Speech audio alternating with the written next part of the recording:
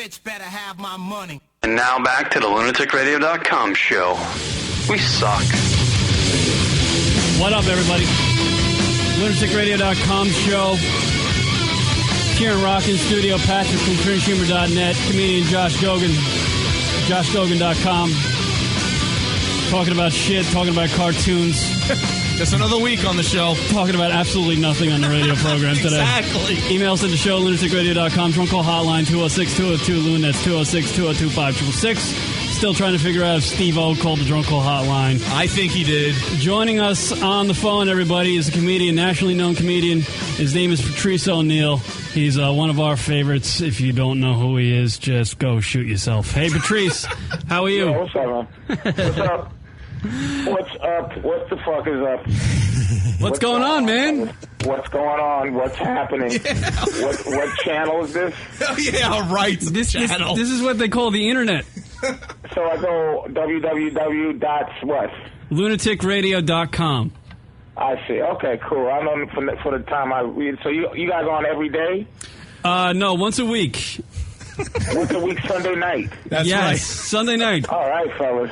We're making it now. This is the big time, Patrice. Prime time, right during NFL highlights. You motherfuckers got it together, but all right, man. Yeah, we got this radio thing figured out. How about a fucking Wednesday, like around 7, where just people are searching for something to do as opposed to Patriots, beating Washington and I mean, That's exactly how we feel, Patrice. You nailed it. I would on any other day, I'd be ornery, but I'm not so mad because for some reason, and I don't get it. I don't know if any of you guys are sports fans over there, but yeah. I don't understand why, because we live in New York, we have to watch awful Jets and the awful Giants, and you can't watch anything else other than the Jets or the Giants. I want to watch Patriots a little bit. I want to watch the Colts. It's really disgusting. So you caught me right at a great time, actually. So, wait, you what's going on, man? You weren't enjoying that wonderful Giants-Dolphins game from London? Oh, it was pathetic. The Giants and the Jets, I'm not going to lie to you, they're the two worst teams. Like, matter of fact, every team in New York, the state of New York, Buffalo, Jets, and the Giants, dude, I'm shitting you not, it's the worst. I've never seen it. And the Knicks. Yeah. They're the worst. It's the best city and the worst team. The most boring, shitty teams, man. I can't believe it. But, so we're lucky today. And then there's no Monday night football. Sunday night football. Right. Tonight. So I'm yours for a little while, fellas. What's going on? What's new? Oh, I got to say the NFL in general, I hate. Yeah. I think the games are just boring. All the analysis. It's just analysis. It's not even game anymore. 6 hours of analysis. I mean, that's, I don't know even, I don't want to start insulting you guys for any reason, but who says they don't like football other than a fucking sociopath or... Well, I dig the college football because you get like the, you get the Florida State coming in playing some scrubby team. They beat them like 100-0. I like dominance, Patrice. That's what I'm getting at. Wait a minute. What sports are you into? College football. Oh, you're into college football? I'm into college football too. Actually, it's a lot more exciting than pro, to be honest with you, because they're playing for something. But you know what? To stick it to I'm gonna change the subject, but it's gonna be the same subject. Mm-hmm. I don't know if you're a sports fan or in general, but basketball, and I'm gonna relate this to comedy. I was just thinking about it the other day. Is that comedy is like basketball, and how basketball used to be the pros, like back in the day when Larry Bird and Magic Johnson and them played. Mm-hmm. If you was a high school basketball player, you didn't look at Barkley, Bird, Magic, Jordan going at it in the playoffs and say to yourself, you know what, I'm ready to play this shit. I'm ready to go. I'm ready to come out of high school and play against these people. But at some point, the ethic went down so low in basketball where high school students watch professional athletes play and they look at the game and go, I can do that shit. Same thing with comedy right now. Is that people sit and watch comedy, and some fucking asshole watches it and goes, I can do that. But when Carlin was at his prime, Pryor was at his prime, Cosby, everybody was at their prime, no one would look at comedy and go, oh, I can do that. I could do that. And I'm just going to go up there and tell jokes. And that's what's fucking up, like, comedy right now is a lack of goddamn ethic and effort. And it makes people just, everybody thinks they can do fucking comedy, which is why I'm quitting very soon. This is my last radio interview. Well, I mean, it's Patrick. Do you think it's the club's fault or the bookers' fault that, you know, the quality of comedy has declined so much, or is it oversaturated in New York City?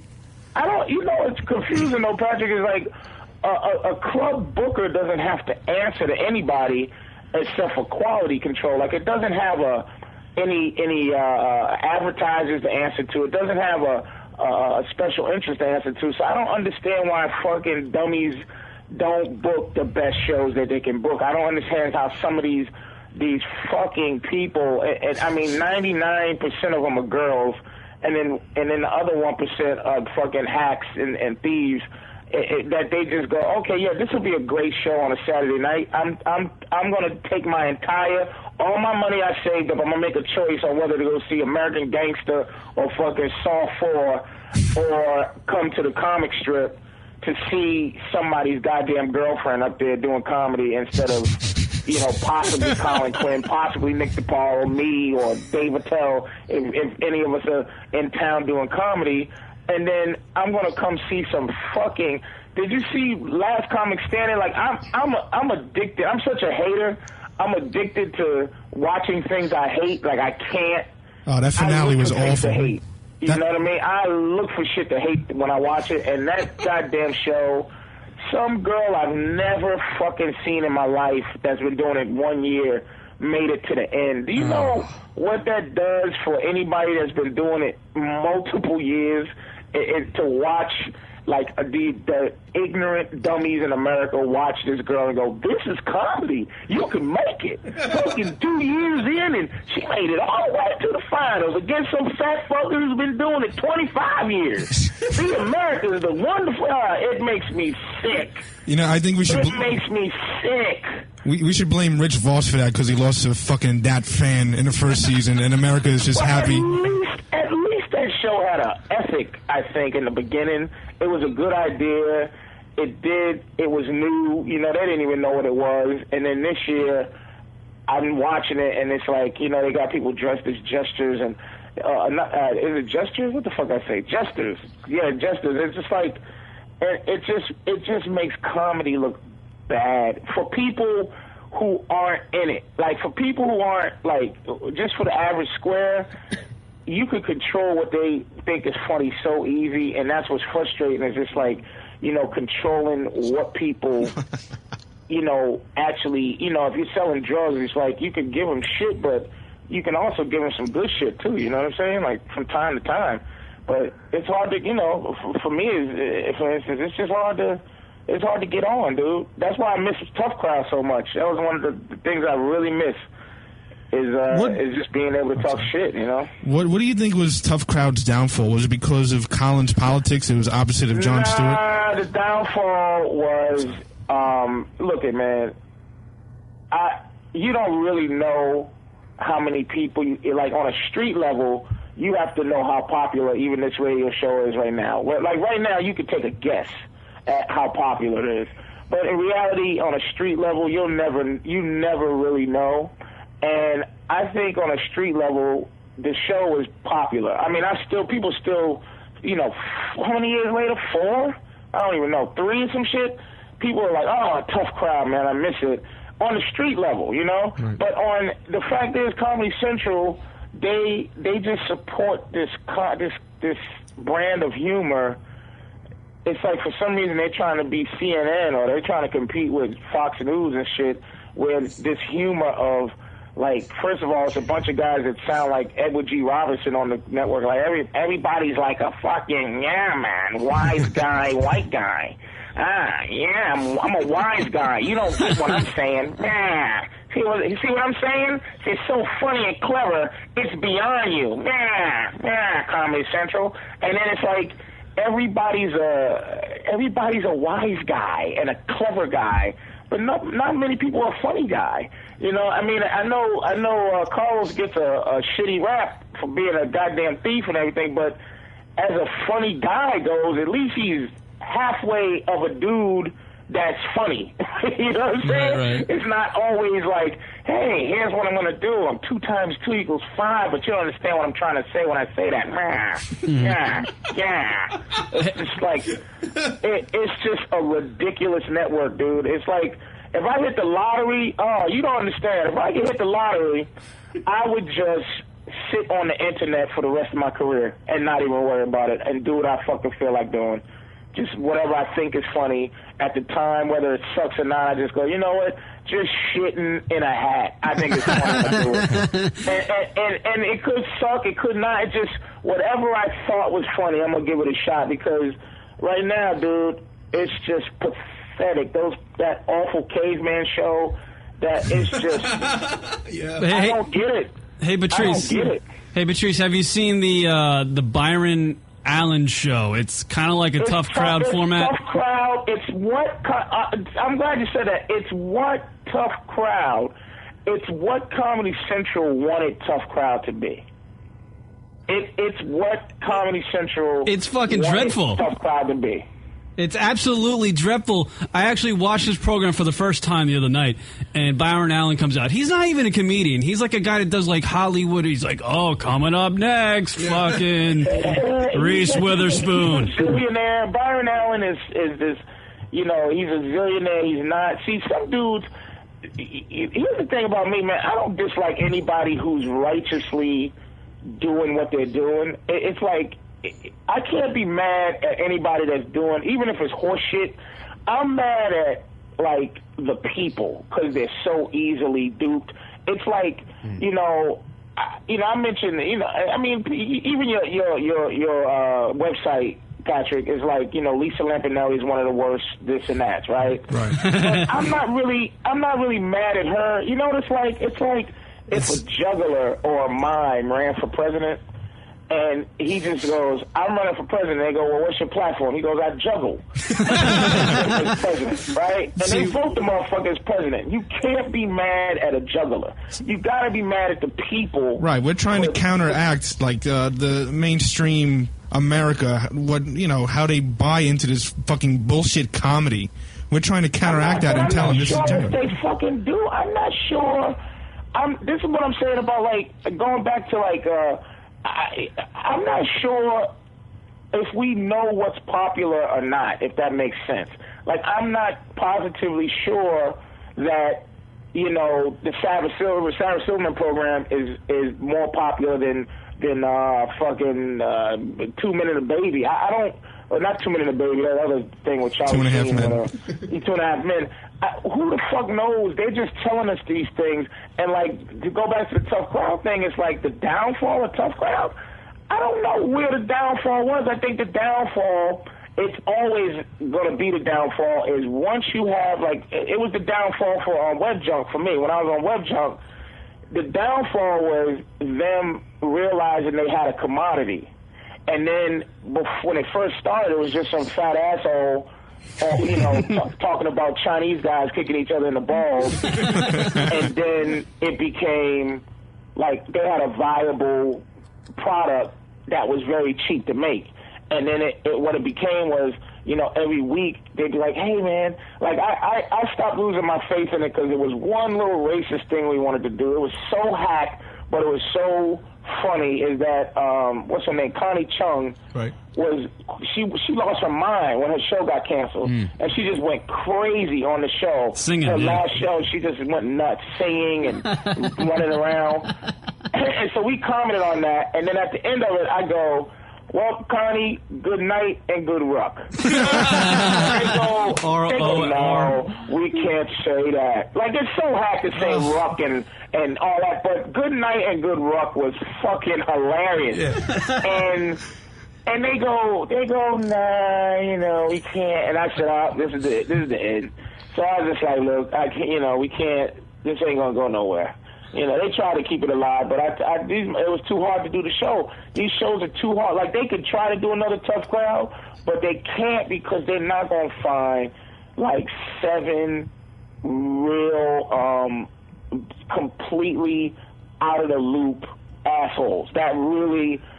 We were. One thing I will say, and I'm not a fucking guy who toots his own horn, but in terms of the whole system of Tough Crowd, it was righteous. It was 4 or 5 fucking animals, dude. Like, who really didn't give a fuck. Nick DePaula did not give a fuck. You know, Ross does not give, like, it was some real insane motherfuckers on the show talking about shit, and we would have got as honest as we possibly could. That's the thing I loved about that show. It had potential to go honest. There's nothing right now on TV that has potential to go honest, except for Bill Maher. You know, I watch Bill Maher. He has an agenda, but that motherfucker, he will say some fucked up shit. Like, he will say some shit that'll make you go, what the fuck you just say? And at least he's trying his best to take it to an honest place. But right now, dude, I don't know where to go to get a nice feel of honesty, man. You know, I don't know where to go. I don't even know. You know, they got those shitty websites. You know, www.theworldiscomingtoanend, but you don't know it.org and shit. I don't even know where to go to find those. You know what I mean? Hey, Patrice, was Tough Crowd pretty much off the cuff, or did you guys know what, you know, the subject matter was going to be covered during the show, before the show?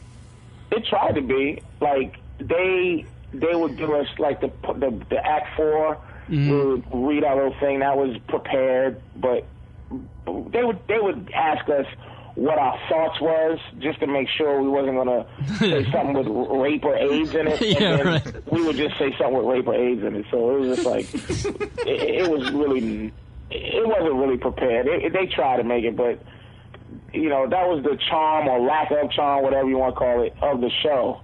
And, you know, but I missed that show, actually, man. I do. That was one of those things I thought could have been big, but just didn't make it. But Steve Colbert and Daily, that shit is huge. That's what they tell me. They tell me it's big. I've never seen the Colbert Report ever, but they tell me it's successful. Definitely. Patrice, I've noticed with comedy in general, when it comes to movies, comedy albums that are out on the shelves, pretty much everything that's labeled as comedy now is just mediocre at best. There's 1 or 2 things that are good that rise to the top, but for the most part, it just seems like it's all for what's least offensive. And what I'm wondering is for you, when you go out to the clubs, do you see that affecting the audience? Like, they're expecting that mediocrity, and so when you come up with your original... No, not really, dude. I used to... Not for me, anyway. I think, you know, I established, like, for the most part, people know when they come out to see me. They've seen me before, and they come out, and that's, they expect... One is that I'm going to say something I didn't say last time they saw me, and 2, I'm going to try to be as honest as possible. And there might be a person or 2 that... See, I guess the difference between, like, say, doing a radio show or doing TV is that when you're doing comedy, and this is why I love Colin so much, you know, is that, you know, that fucker says he doesn't believe in God. Not that he hates God, but he doesn't believe in God. And he has an hour and a half to expand on his thought process. And, like, sometimes, man, you know, the soundbite thing is, like, you don't get a chance to say, like, look, all right, let's take this, for instance, you know, the whole Michael Vick thing and the animals and the animal versus people. Not only the animal versus people, but the racial thing. But let's take the animal versus humans thing.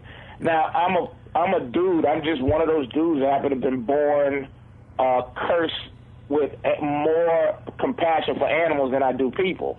So when that lady was on CNN and the guy made a mistake and actually sounded like he compared raping of a woman as being worse than, or raping of a woman is less important than the dog fighting, and the lady went bananas. Right. And I was like sitting there going, well, I don't know. I mean, he backed up, like he was like, no, oh my God. Like, he started panicking, but I'm sitting there going, wow. how do I get that out? See, this is the thing about why I wish I had to study more in school so I could be able to communicate better. A lot of times I go on and on just because I don't have the words to explain, so I'm trying to search for the words to explain exactly how I feel. But I'm like, look, if I was watching a woman getting raped at the same time somebody was choking a kitten, it'd be a tough choice on who the fuck. It's because we love pets. Right. Unless I had one of those karate kicks that could stop a rape and stop a kitten choking at the same time. But to be honest, if I'm watching some chick that I don't know get raped and I'm watching some kitten get choked to death by some motherfucker at the same time, immediately I do not say, well, rape is much more important. I must stop this rape. I don't know. You know, I'm trying. See, the thing is, fellas, is like the hard thing is, okay, it's how to communicate. Good is good if it's good for me. It's how to communicate your selfishness in terms of what affects you. And if you feel how you feel, that's the thing. It's not the PC police. It's more like, who am I to tell you how to feel? If you feel how you fucking feel, that's valid. You know what I'm saying? So if you think something sucks, then you think it sucks. If you think talking about Chinese people is funny, then you think it's funny. I can't understand how people are getting into these things of how the fuck I feel. I can't explain it.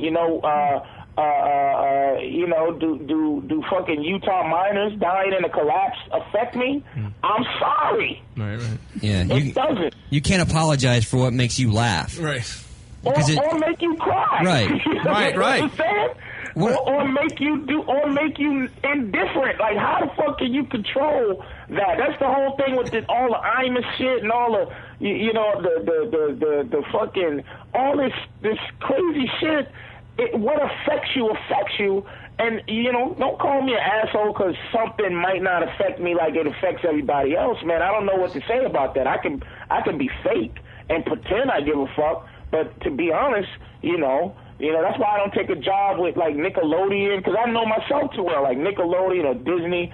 If they ever offer me anything by chance, which they probably won't, but it's like, I would say no, because I have in me certain mistakes. And one of those mistakes is, if I'm doing something where I'm famous to children, like my girl got a kid, and Disney is huge. Like, I didn't realize this whole Disney thing is it's bigger than life. You know what I mean? It's the biggest thing that we never heard of, because we're adults and we're fucking, Patrick works where he works and I think how I think, and, you guys do what you do. But there's a Disney world of a bunch of kids who are just famous. 14-year-old, like Raven Simone is worth billions or some crazy shit. Yeah, it's fun. And there's it is a viable place to go if you got ideas and stuff. But I'm like, I'm not fucking with Disney, because I'm the guy who could go to Brazil and finger pop a hooker. I'm the guy that could, try to fuck my girl in the movie theater, or even jerk off in the movie theater. I'm that guy that could do that. If you can come with some good songs. But it's there. Yeah. Patrice, one of the things I really like about you is your honesty when it comes to your attitude when it comes towards women. And I saw a study that I wanted to run by you to see what you thought about.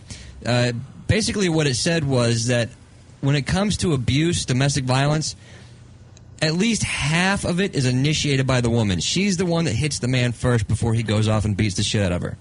Well, that's why it's like, here's the thing we must. I was looking at. I was watching Bill Maher, and they was talking about women in burqas over there, wherever the fuck they wear burqas, and the thing is, women in this country, they don't give us enough credit for repressing our madness. The restraint. Like for them to be women and talk shit and initiate anything, I have to restrain my madness. If my girl hits me, I can't hit her back. She doesn't she doesn't respect that. Like even female cops. It's like if some little 5'2" Mexican lady cop tells me get against the wall, she's only a cop if I let her be one. Like, she can't arrest me without without I decide that she's a cop. Now, there's some police out there who can fucking arrest me, whether he's a cop or not. He can make a citizen's arrest. I don't think anybody should be a cop that can't make a citizen's arrest. That can't go, you're under arrest and I can physically stop you and from committing a crime. But when you have to comply, and this is the thing that women just don't fucking respect, is that men have to we have to actually step back and not do no caveman shit. Like, we're repressing everything in us. Even when we're being faithful, we're repressing ourselves. We're repressing our honesty. That's why you got guys out here saying the word inappropriate. Any guy who has that in his repertoire of words should be, like, ostracized and put out there as a token to say, look, ladies, this is what you made us, a bunch of fucking phonies who would say the word inappropriate. Because women, and I say this on stage, it's like women should think of words like inappropriate. You know why? Because they sit down to pee. Anytime, you ever like think you had to take a shit, but you just had to piss, and you're just sitting there with your dick between your legs, peeing, and you're sitting, and you're not shitting, but you're just looking around the ceiling, and you're sitting in this position, and you just go, God, this is inappropriate. This is wrong. I feel like a bitch. You know what I mean? And that's the only time a guy should say some shit like that, when he's doing some shit like a bitch. Other than that, it's like, women should just respect the fact that we are letting them. And this is the thing. Like, this is a soundbite, but I can't explain it any different. It's like we're repressing our place so that they can feel this 50-50 equal shit, but that shit don't exist. Women ain't equal. What the fuck you want? And I'm not talking about socially equal. Yeah, everybody, all you have to do is pay women the same money and they're equal. But I'm talking about arm wrestling, nigga. You know what I mean? Opening pickle jars. I'm talking about running. I'm talking about thinking. You know what I'm saying? we outthink them. You know, you ever meet a bitch that can play chess? No. I mean, and it's honest, man. It wears you down because all day long they want this we should know. I mean, look, man, I'm not saying go out there and tie them up and jump out of bushes and do shit, but I'm saying respect the fact that, look, man, half the bitches I ever go with, I'm smarter than. Even I've gone out with lawyers and doctors and I'm smarter than them because they're just girls. They think with their fucking hearts and shit. They're not practical. They dopey. You know what I'm saying? So it's like, just give a motherfucker respect for what he's doing. And like I told my girl, I'm like, look, I let you have jealousy. Like, when you're jealous, I let you be jealous. I'm not your possession. I can tell you, look, bitch, I'm dating another woman, you like it or leave it. Right. Like, the fact that I'll go, I respect her, and the fact that I'll go, okay, I'll answer the phone when she calls, or the fact that, you know, if she says, well, who was that girl? I go, well, she was this, or I was talking to her about, all of that stuff we do, like, honey, that shit is because we let them have it. Her jealousy is mine. You understand what I'm saying? It's like her competitiveness against that's mine. That's something I give her. I don't have to give her jealousy. I give it to her because I desire to give it to her. But other than that, if I don't desire to give her something, she's not going to have it. You understand? Mm-hmm. And that's the same thing with socially, man. Like, women are fighting so hard to get motherfuckers in trouble at work and this and that. But the fact is, if I own a job, they don't understand people. And the same thing with black people, man. Black people, it's like I'm not saying that we're at the mercy of white people, but I'm saying, look, the fact is that racial harmony is a two-way street. Now, if I'm always going to attack a white guy for everything, if I don't give a white guy a pass, what's going to happen is going to be an undercurrent of resentment. And that's happening for women right now, too, where right now there's an undercurrent of resentment towards peace, you know, towards the fact is that men are having a peaceful, like what they call like a pact. We do have a peaceful pact with women, but they're becoming abusive. and frivolous lawsuits, frivolous sexual harassment, and when they cut you off in the street driving, they look at you like they're gonna get out the car and whoop your ass. Yeah, and you go, you funky bitch, you know, I'll fucking choke the shit out of you. Yeah, I can't stand my wife and I get in arguments at times, and she's actually, I mean, she'll hit me, and I'm not even thinking. It's a snap reaction where I will push her hard, but I'll push her away, and she gets. All of a sudden, she's like, I can't believe you did that. Right. Like, look, you're lucky my fist wasn't bald. She's not fucking taking into account that you will knock her through a wall. She's not taking into account of all the restraint that you have because you love her. And the thing is, man love it's something we don't even understand what it is because we're not searching for love. Love is the end for us. Love is the final thing. We're not looking for that. You got to understand that once you say to yourself, this is the last woman I'm ever going to be with, that is like, you know, that's like when, you know what that is? I'll tell you what that is. That's like when in Superman 2, when that motherfucker had a choice between losing his powers or be with that ugly Lois Lane. And remember that? And everybody goes, did you just lose your fucking superpowers for this monster? and you know, and then he gets his ass beat at the diner. That is a guy who decides to be faithful for the rest of his life. Damn it, that's he gave brilliant. away his superpowers, man. And a bitch don't appreciate it. Now the bitch don't like you no more. Now she goes, you're nothing. I married you because you were Superman. But bitch, only way I could be with you is to not be Superman. Right. Now you realize you made a mistake. Now you walking through the snow. Now you walking through Antarctica, trying to find your green crystal, man. Trying to look for the fortress of solitude because you realize you're a fucking idiot because you gave some bitch all your powers. And that's what we do. We give a bitch all our powers and then get beat up in the diner by some motherfuckers. Are you going to be putting this in a book? Please tell me you are. Yeah, when's the book coming out, Patrice? Yeah, really. Man, I wish I could. I try to write something, but you know, you go through phases in life. Like right now, you know, I'm at a phase where, you know, I'm with one bitch and I'm trying to deal with. I mean, pimping is easy, dude. Pimping is easy. Being in love is hard. I mean, having 10 bitches that don't know each other, that you don't give a fuck about, is way easier because you can't get busted doing anything. You can't get. There's no loss that you're not willing to take. You just be like, bye, bitch, leave. I got 9 others, and then I'm gonna have 10 because I'm gonna find another bitch, you know, tomorrow. So if you have a lot of women that you don't give a fuck about, that's easy to do. But one bitch that you care about that's just hard. That's hard to juggle. It's hard to juggle one chick. Like if you take a basketball and you have 4 basketballs, you can juggle 4 basketballs real easy. But if you take one and just like try to hold it on your finger, that shit is difficult, man. You know what I'm saying? Right. So it's like right now, I got one bitch that I'm trying to, you know, make her understand what I go through. Like some women out there, they be with a guy and they're like, oh, well, you know, ask any woman, like, if they been with a guy and they go, man, it seems like he's on his period. Like, guys have periods, like a woman does. And what a man's period is when we're staying faithful to a bitch for a long period of time. Yeah, exactly. We get the same symptoms.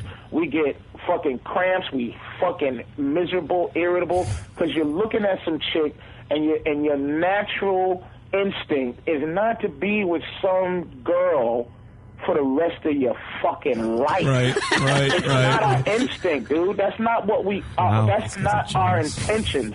And we have no guilt. Only motherfuckers that go, I want to find the woman of my dreams are motherfuckers that can't get pussy. If you can't get pussy, then you go, I want to find that one woman for the rest of my life. If you get pussy, you don't want no bitch nowhere for more than 5 or 10 minutes. You understand? And that's not our nature, man. Our nature is not to go, I love you, I want to be with you forever. That's just, any guy that goes, I love her, he's just obsessive and possessive, man. You know, You know what I mean? He's not in love. He just he has a possession that he wants to control. You know what I mean? Sounds like me. He just described the last year of my life. Wait, so Patrice, you'd rather have a stable of women? Is that what you're saying? What kind I'm wouldn't? saying that it's your nature to be able to. It's easier to be like what's the word? Polyamorous. Polyamorous. It's a man's instinct. It's a woman. Like if you watch any male creature on a Discovery Channel, it's not one that stays.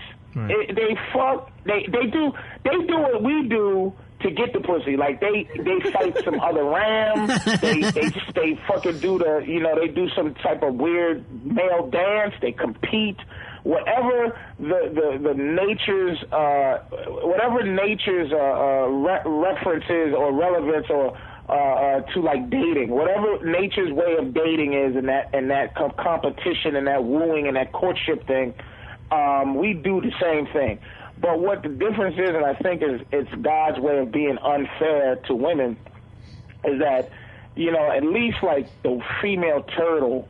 If she has a turtle, she just goes to the beach and just, plops some turtles out there and then she bounces. But I think women, there's so much more at stake when it comes to, love. It's like they can't, once they're pregnant and once they have a family, dude, that's the end of their life. For real. And the thing is, God made it such that, we have social structure, and that's what makes us get involved in that, where it's like you see some guy walking around the mall with the front chest plate with the kid on it, with the where that's just it's so miserable. Like I hate to see miserable guys and ungrateful women. I hate to see. I watch that. Like when I go out to eat with my girl, I just look at couples and I look at some guy that's gonna be paying for the food. And the girl is just sitting there miserable and fucking causing them problems. And I just want to get up and go, you fine. I just showed my girl, I said, look, man, look at this funky bitch. This nigga's going to buy this bitch pancakes and eggs. And she's sitting there like, this is how it's supposed to be. Yeah. Or when you ask your chick, hey, listen, can we do a threesome? Or can we bring a girl in just so I can get, and she goes, no, with this no attitude of, this is not going to happen, and with no option in her head that you will leave her. Like, I'm not going to bring you any happiness, and you're not going to leave me. How dare a bitch, though? Because she don't understand that me being faithful, I am going against everything I believe in. And so you can't go against something you believe in so I can be happy? You can't bring another bitch in and let me fuck her? I'm going to stay with you. You know what I mean? I ain't going nowhere. Right. You know what I mean? I'm going to stay. It's just like you can't help me out. You can't go against the norm. You can't work with me. I'm working with you. I'm fucking coming to I'm giving you every dime I got. I'm fucking, I'm tickling you coochie coo, and you can't just like let another chick blow me because you don't. First of all, you want to be happy, but you don't want to cause my happiness. Are you out of your fucking mind? But innately, they know that because they don't have a skill. That's why they lock us down as quickly as possible, because they know they don't have the skill level to get what they want. We have the skill level to get what we want, but they force us to be how they want. They make you love them. You love me, love me. Do you love me? I love you. You love me. But you never gotten pussy by saying, pussy, give me pussy, pussy. Chick, you be with a chick for years and years and years, and she goes, it's time for us to either shit or get off the pot. Really? If I go out with you 2 weeks and you don't give me no pussy, can I say something like that to you? Can I say, hey, fucking shit or get off the pot? Suck my dick or bounce? We try to figure out charming ways to get what we want, and they don't. They don't. That's why we don't like them. That's why they're assholes, because they don't have to. They're not charming. They have no charisma because they don't need to. They just walk around and they just look straight ahead and make decisions on what guy they're gonna make miserable. And they don't understand that once they make us miserable, we're getting out of there. And they don't know how to stop that from happening. That's what their resentment is towards men. They don't know how to stop. They don't know. They blame us, but what it is, they should blame themselves because they don't have the ability to get men to do what they want to do, except for with the pussy. But that all ends when they turn 40, 45, you know what I mean? It's over. Pussy magic is over then. Pussy magic. Pussy magic. You don't want any part of the pussy at 45. Nah, dude. A 45-year-old woman, if she wanted to have a sugar daddy, he would have to be 80.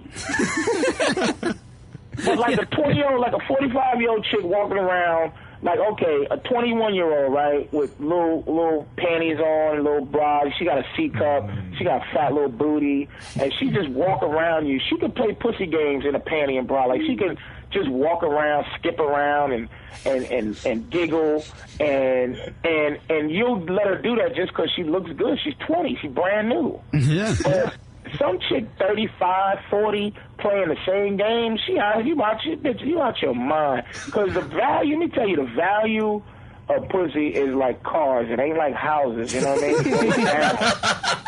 It goes down in value. And for you to keep an old car, it has to be some investment in it. You have to have invested something like, you know, the car still has to have, like when they go, you know how they go, oh man, they don't build houses like that anymore. That's how bitches got to start being when they turn 35, 40. They got to be a brick house, you know what I mean? Like something they don't make like that no more. You can't be an old bitch and act like these new bitches. You got to be an old bitch and go, well, here's what I have to offer that these new bitches ain't got to offer. She got to be standing tall like one of them old castles in Transylvania, you know what I'm saying? Like 500 years, she got to be standing tall, got to have the craftsmanship. She got to have craftsmanship. She can't be out here trying to be what these young dummies are being. She can't be no old dummy. You want wisdom. That's what they look for, an older gentleman. Like an older gentleman comes out talking about, hey, can I get some pussy? Yay. They'll be like, ugh, this guy is a fucking wreck. You got to be smooth, debonair. You got to smoke a cigarette with a long filter, nigga, and have a top hat. Yeah. And you got to be distinguished. You don't hear no word for distinguished woman. You hear distinguished gentleman, but what's the counterpart for distinguished female? Nothing. There's no distinguished. There is none, because they don't get distinguished. They get old, and they better learn how to get distinguished. That distinguished is not a term that just should be used for men. Women should get distinguished also. Learn how to be smooth. Learn how to be wanted past your beauty. But they are in deep shit. I gotta say, the women in the chat room are really agreeing with Patrice too much. They can go fuck themselves. Oh, come on! cunt. That's not nice. Come on! This is the male version of The View. No way. Patrice is a genius. I love Connie and Tisha. Hey, Patrice, we're running out of time, man, but it was great to just have you on and let you just ramble about certain subjects. It's amazing. It's fucking unbelievable. Fucking genius. And I mean, they should tell it. Look, man, all the women who are angry, it's like, look, man, I'm telling you how we feel, you understand? Now, it's like you could get mad at the medicine. Now, I give you medicine with all kind of great Kool-Aid in it, but, it'll taste better, but it's more effective if it goes straight down and it's nasty, because that makes you get emotional about it. For all you women that are on the chat rooms with no boyfriend, you shouldn't be sitting there typing the motherfucking thing. You should be going, yes, master, what should I do to make you happy?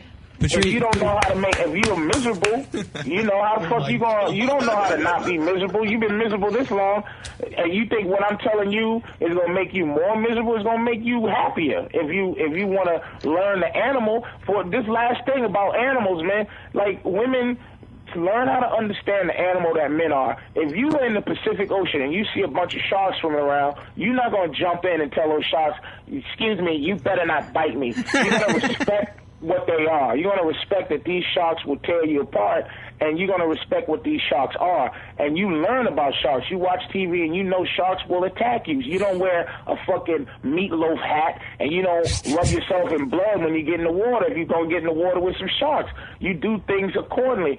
And if you want a man that's going to make you happy, you better learn what animal you dealing with, as opposed, because you don't know. How the fuck you know about men? You don't. I know about women because I took the time, but you don't know about men. That's why you miserable. Patrice, we're running out of time. We got about a minute left, so I want to get some plugs in before we go. PatriceO'Neal.com, my podcast. I have fun doing that, and I'm gonna be at the Stress Factory. Was it the 1st through the 3rd? Yeah. It's Thursday, Friday, Saturday next week at the Stress Factory in New Brunswick, New Jersey. And, come on down and we can finish having this conversation if you want. Yeah, look forward to the Black Phillip show coming back to XM 202. December 8th is a tentative date. December 8th, the next Black Phillip show. So I got my fingers crossed. But that looks like that's going to be the day. All right, Patrice, take care of yourself. Please come back, man. Yes, thank you. Thanks, man. All right, thanks a lot, Phyllis. All right, buddy. All right, that was Patrice O'Neal. Take a break. Come back right after this.